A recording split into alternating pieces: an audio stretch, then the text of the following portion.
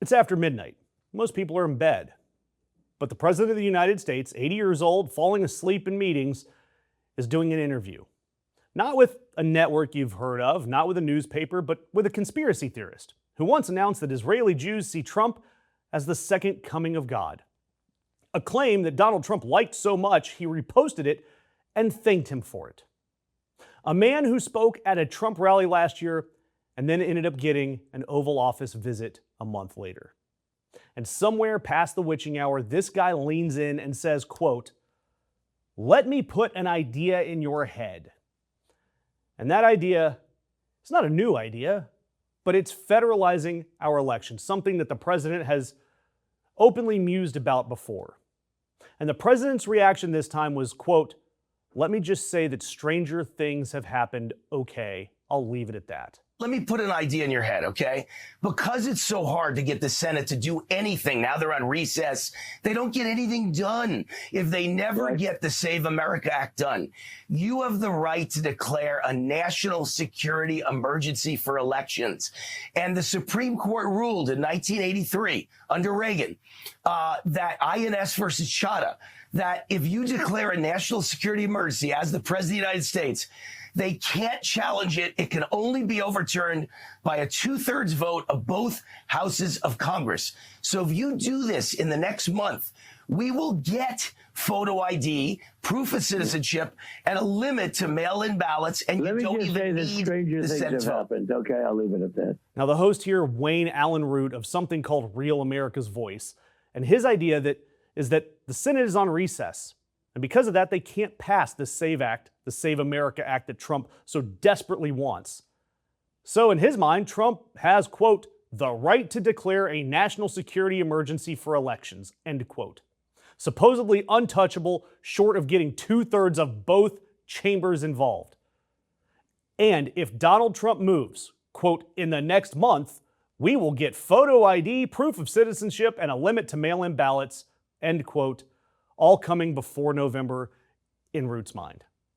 And now, there is a case that Root cites as legal authority for all of this. INS versus Chadha. And this is from 1983. I've read it. I've linked it in the description. You can check it out yourself. But Chadha is about the legislative veto. That's it. The court struck one down and said lawmaking has to clear both chambers. And then it has to go to the president. It says nothing about elections, and it hands a president no additional powers at all. Citing Chadha to seize the midterms is like citing a parking ticket appeal in your argument to annex Canada. The Constitution has clearly put elections rulemaking with the states. And yes, Congress has some limited power.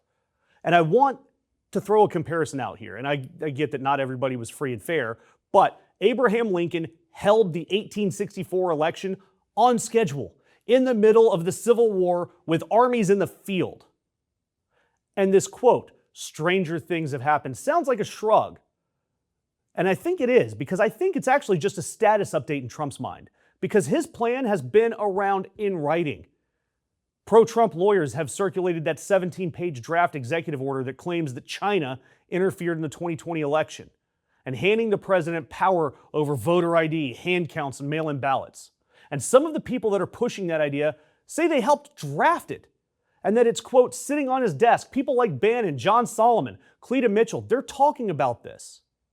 And their plan includes using the National Guard or your ICE troops to oversee your midterms. Hell, back in February, reporters asked Trump about that exact document, and his answer, "Who told you that? No, I've never heard of it," end quote. Right. Are you considering a national emergency around the midterm election? Who told you that? There's been reporting that there's an executive order, proposed executive order about this. Are you looking at that? Are you considering that? What about the voter ID? And then reporting by ProPublica found that there was a 30-person summit that pushed the plan. It was convened by Michael Flynn and had a White House lawyer and the DHS official in charge of election integrity in the room. ProPublica did send Flynn's people questions, and the official reply was a text message back that said, quote, "LOL experts." National election policy answered like a 14-year-old dodging his homework. LOL, teachers, right? And I've got to ask, where's your line, genuinely? Because if the president declares an emergency over this election, what the hell are we going to do about it the next day? What does the Senate do? Does Thune find his spine finally? Or does his office just draft a statement that praises the Republican wave? And then, if we even get to a real election in 2028, which leader on the left do you actually trust to treat election protection like an actual emergency, not something that Donald Trump is just declaring? What person do you trust to have a plan? Tell me in the comments. And look, Donald Trump, he's been saying all of this out loud all year. This is not a secret.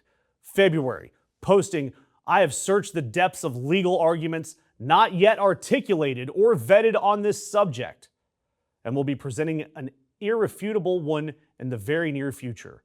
There will be voter ID for the midterm elections, whether approved by Congress or not." The key phrase there, not articulated or vetted, AKA he is describing making up new laws. That's it. That is what he has put out there. Official statements.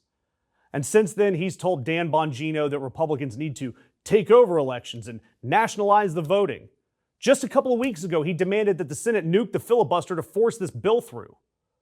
Thankfully, even the Republicans said no and went on recess. So apparently the emergency that Donald Trump is thinking about declaring is that Republicans won't do their job the way that Donald Trump tells them to do it. In January, a federal court permanently blocked his last election executive order. In February, the Supreme Court threw out his emergency tariff regime. Same legal theory, different costume. Retiring Republican Senator Tom Tillis says it can't be implemented before November anyway. And his own side's deadline was early August, which is gone. And Ty Cobb, Trump's own former White House lawyer, says that he's been deliberately setting the stage to declare an emergency regardless. Why? It's because Trump has said this out loud. If Democrats take Congress, he believes he gets impeached. Damn right he does. Election policy doesn't get workshopped at 1 a.m. on some fringe show. Survival planning does. And the scary part, it's not the plan. Madcap plans die in court. And this one would too. But for me, it's the shrug.